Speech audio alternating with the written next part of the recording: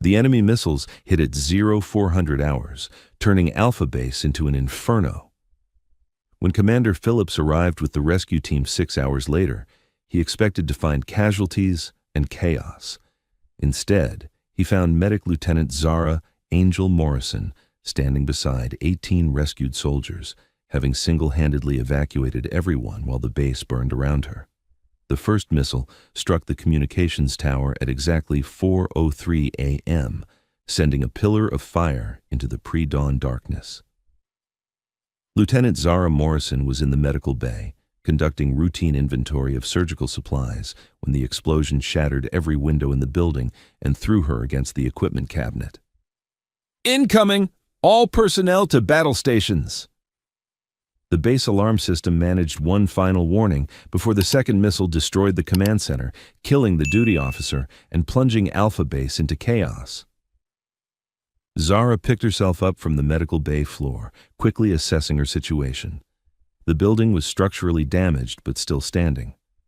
Outside, she could hear the distinctive whistle of more incoming artillery and the panicked shouts of soldiers scrambling for cover. The third missile hit the barracks, and Zara felt the concussion wave through the medical facility's walls. Emergency lighting flickered on as the main power grid failed, casting eerie shadows across the treatment rooms. "Medical! We need medical!" The first wounded soldier stumbled through the medical bay doors, his uniform torn and bloodied from shrapnel wounds. Behind him, 2 more soldiers supported a third who was unconscious and bleeding from a severe head injury. Zara's training kicked in automatically. "Get him on the table. Apply pressure to that wound. You, grab those gauze packets and start bandaging his arm." More wounded soldiers began arriving as the missile barrage continued. Each explosion brought new casualties and made the medical bay more dangerous as structural damage accumulated. Ceiling tiles fell, pipes burst, and the smell of smoke began filtering through the ventilation system. "Ma'am, the whole base is getting hit," reported Corporal Jackson, a radio operator who'd made it to the medical bay with minor injuries. "Command post is gone. Fire control's gone. I think we're the only building still standing." Zara looked around the medical bay, mentally cataloging her resources and the growing number of wounded soldiers who needed immediate care. The facility wasn't designed to handle this many casualties, and the ongoing bombardment made normal evacuation procedures impossible. "Jackson, I need you to help me move the seriously wounded to the basement storage area. It's more protected down there." "Ma'am, what about evacuation? Shouldn't we be trying to get out of here?" Zara looked through the shattered windows at the inferno outside. Vehicle wreckage burned throughout the compound, ammunition stores were exploding in chain reactions, and enemy artillery continued falling with methodical precision. "There's nowhere to evacuate to right now. We're staying here until help arrives, and I'm keeping everyone alive until that happens." The basement of the medical facility had originally been designed for supply storage, but its reinforced concrete construction made it the safest location in the building. Zara organized the evacuation of wounded soldiers while continuing to treat injuries under increasingly dangerous conditions. "Ma'am, the roof is starting to collapse in the east wing," reported Private Williams, who'd been helping move stretcher cases to the basement. "Then we move faster. How many more do we have upstairs?" 6 walking wounded and 3 stretcher cases. Zara made rapid decisions about treatment priorities while coordinating the movement of patients to safety.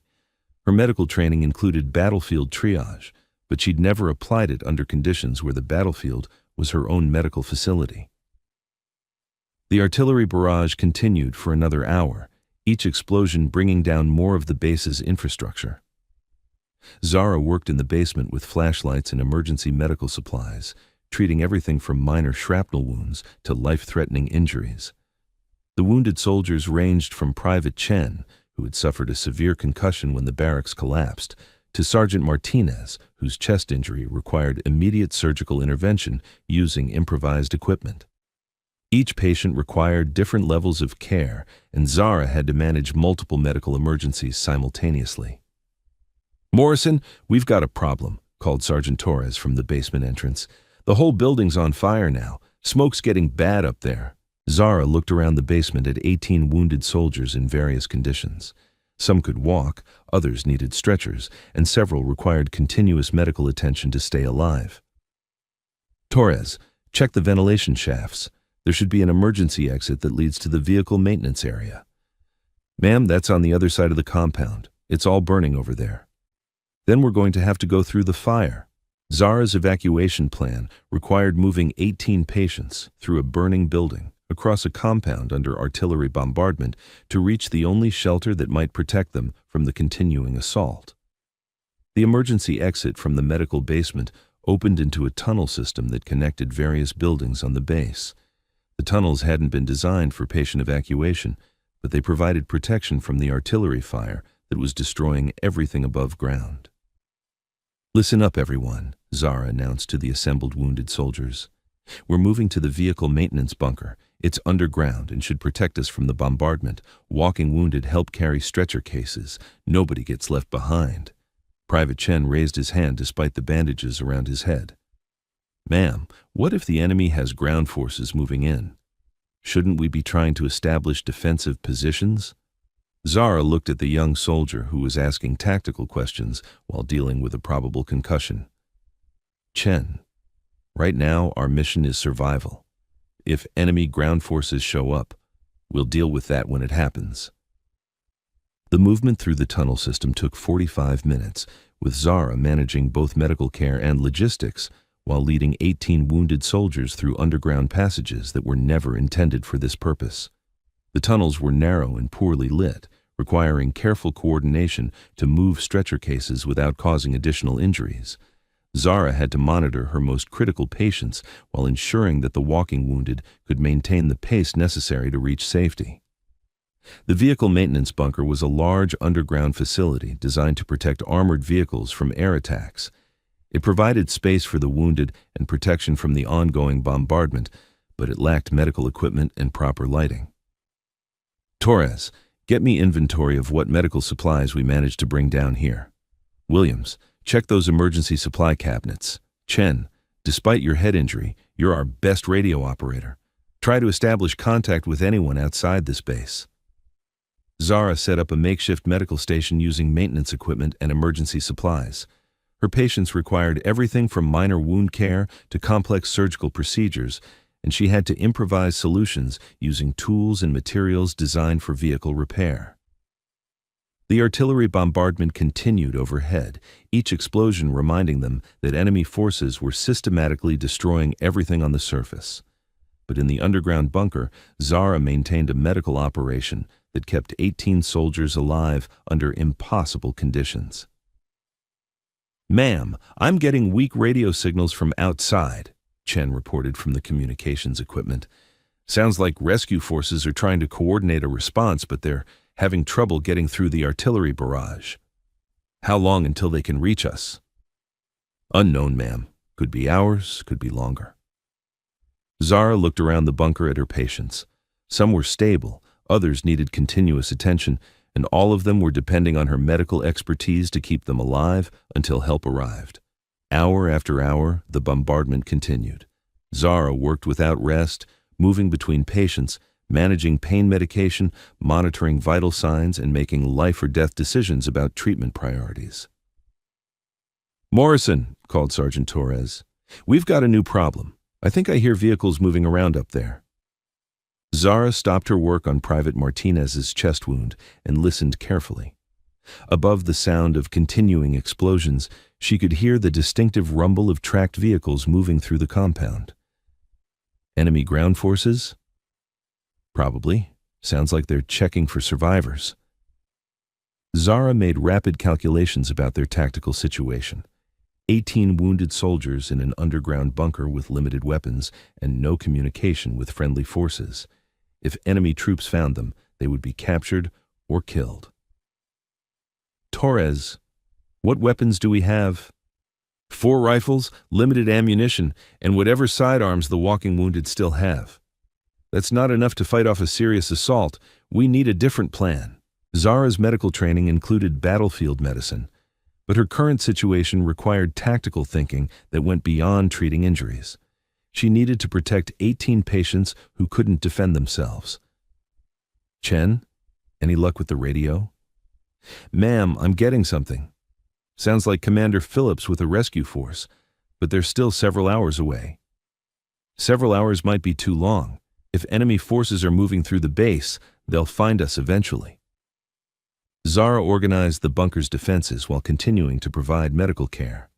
The walking wounded were positioned to cover the entrance, while the stretcher cases were moved to the safest area of the facility. The enemy's search of the base took most of the night. Zara and her patients could hear vehicles moving overhead, voices calling in foreign languages, and occasional gunfire as enemy forces cleared buildings and eliminated any remaining resistance. "Ma'am, they're getting closer," whispered Private Williams from his position near the bunker entrance. Zara checked her watch. 0200 hours. 10 hours since the initial attack, and they were still waiting for rescue while enemy forces controlled the surface. The sound of footsteps on the metal stairs leading to the bunker entrance made everyone freeze. Enemy soldiers had found their hiding place. "Stay quiet," Zara whispered to her patients. "Let me handle this." Foreign voices echoed down the stairway as enemy soldiers approached the bunker entrance. Zara positioned herself between the entrance and her wounded soldiers, understanding that the next few minutes would determine whether 18 American soldiers lived or died. The bunker door burst open, and 3 enemy soldiers entered with weapons raised. They stopped when they saw Zara standing in the middle of what appeared to be an improvised medical facility. "American doctor?" one of the soldiers asked in broken English. "I'm Lieutenant Zara Morrison, United States Army Medical Corps. These are wounded soldiers under my care." The enemy soldiers looked around the bunker, noting the makeshift medical equipment and the obvious severity of some patients' injuries. They spoke among themselves in their own language before their leader addressed Zara again. "You come with us. Soldiers stay here." "I'm not leaving my patients. They need continuous medical care." The enemy soldier raised his weapon toward one of the wounded Americans. "You come now, or we shoot wounded soldiers." Zara understood that she was facing an impossible choice: abandon her patients to save herself, or refuse and watch them be executed. "Wait, I'll come with you, but I need to stabilize my critical patients first. 5 minutes. The enemy soldiers agreed to wait while Zara made rapid preparations for leaving her patients. She gave emergency instructions to Sergeant Torres and arranged pain medication for the most seriously wounded. "Torres, Commander Phillips is supposed to arrive with a rescue force. Keep everyone alive until he gets here." "Ma'am, what if these guys are taking you to be executed?" "Then you're in charge until help arrives. Take care of our people." Zara was escorted from the bunker by enemy soldiers who seemed more interested in capturing a medical officer than harming wounded soldiers. As they moved through the destroyed base, she could see the full extent of the damage from the 10-hour bombardment. Every building was either destroyed or burning. Vehicle wreckage littered the compound. The communications tower was completely gone, and smoke rose from ammunition stores that were still exploding intermittently. The enemy forces had established a temporary command post in the only building that remained partially intact. Zara was brought before an officer who spoke better English than his soldiers. "Lieutenant Morrison, I am Major Petroff. You will provide medical care for our wounded soldiers. I'll treat wounded according to medical ethics in the Geneva Convention, but I have wounded soldiers in that bunker who need immediate care. Your wounded soldiers are now prisoners. They will receive medical care when convenient." Zara understood that she was being held as a medical asset while her patients were essentially hostages. The enemy's plan was to use her expertise while maintaining control over the American survivors.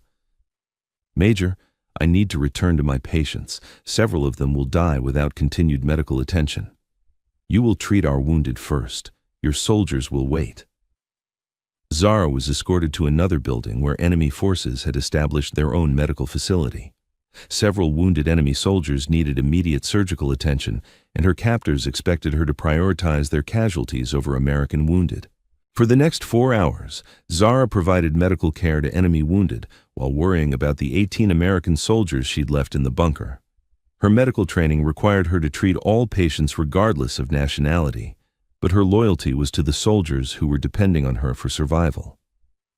At 0600 hours, exactly 6 hours after the initial bombardment, the distinctive sound of American helicopters approached the base. Commander Phillips had arrived with the rescue force that Chen had been trying to contact all night. "Major, those are American aircraft," Zara told her captor. "Yes, Lieutenant. Now we negotiate for the lives of your wounded soldiers." The rescue operation became a standoff between American forces and enemy troops who were holding 18 wounded soldiers hostage. Commander Phillips established a perimeter around the base while negotiating for the release of the American survivors. "Major Petrov, this is Commander Phillips, United States Navy. We're here to evacuate our wounded personnel." "Commander Phillips, we have 18 wounded American soldiers and their medical officer. We are prepared to negotiate their release." The negotiation continued for 2 hours while Zara provided medical care under enemy supervision. Her patients in the bunker were running out of time, and she knew that several of them would die without immediate treatment. "Major, I need to check on my patients in the bunker. They've been without medical care for 6 hours." "Lieutenant, you will remain here until negotiations are complete." Commander Phillips's voice came over enemy radio communications. "Major Petrov, we're prepared to offer a prisoner exchange. We have wounded enemy personnel who need medical care." "What do you propose, Commander?" "Medical personnel and wounded from both sides receive immediate care while we arrange prisoner exchange. Lieutenant Morrison returns to treat American wounded. Your medical staff treats enemy wounded." The agreement allowed Zara to return to the bunker, where she found 18 American soldiers in various stages of medical crisis. Several had developed complications from their injuries, others were suffering from shock and dehydration, and all of them needed immediate attention. "Torres, report on patient status." "Ma'am, Martinez is critical. His chest wound reopened. Williams has developed a fever, probably infection. Chen's been unconscious for the past hour." Zara immediately began emergency treatment while coordinating with Commander Phillips for medical evacuation. The rescue helicopters could only land if the standoff with enemy forces was resolved peacefully. The prisoner exchange took another 3 hours to arrange, but it finally allowed medical evacuation of all wounded personnel. Zara accompanied her patients to the rescue helicopters, ensuring that everyone received appropriate care during transport. Commander Phillips watched as 18 wounded soldiers were loaded onto medical helicopters, all of them alive because of Zara's work during the 10-hour bombardment and 6-hour captivity. "Lieutenant Morrison, I want you to know that what you accomplished here was extraordinary. You kept 18 soldiers alive under conditions that should have killed everyone." Zara looked at the burning remains of Alpha Base, understanding that she had experienced something that would define her military career and her understanding of what medical service really meant. "Sir, I just did what any medical officer would do. I kept my patients alive." "Lieutenant, not every medical officer could have done what you did. You turned a disaster into a rescue operation." The flight to the field hospital took 2 hours, during which Zara continued providing medical care to patients who had survived because of her expertise and determination. Every soldier on those helicopters owed their life to her refusal to abandon them during the worst night of the war.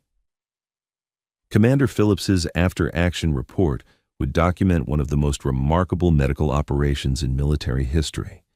A single medical officer who had managed to save every wounded soldier under her care during a 10-hour enemy bombardment followed by 6 hours of captivity.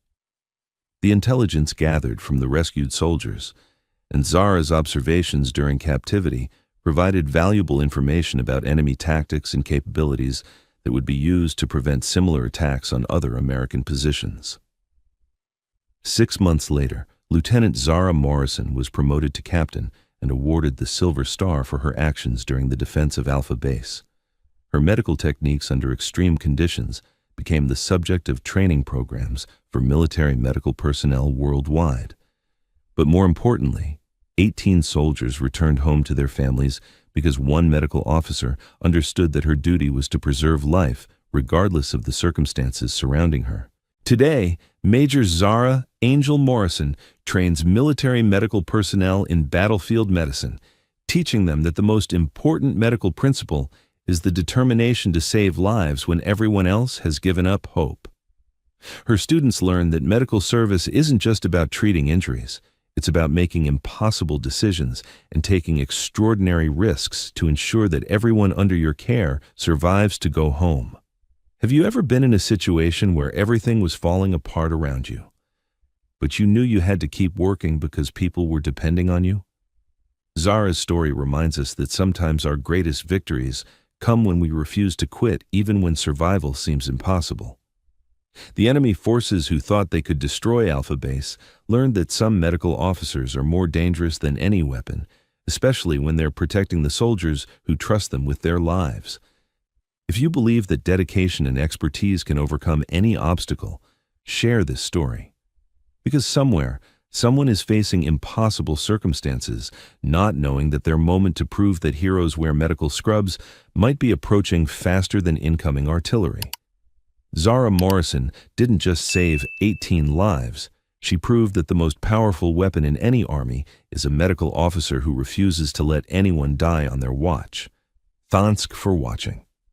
If you like this video, you can subscribe to see more incredible stories like this one.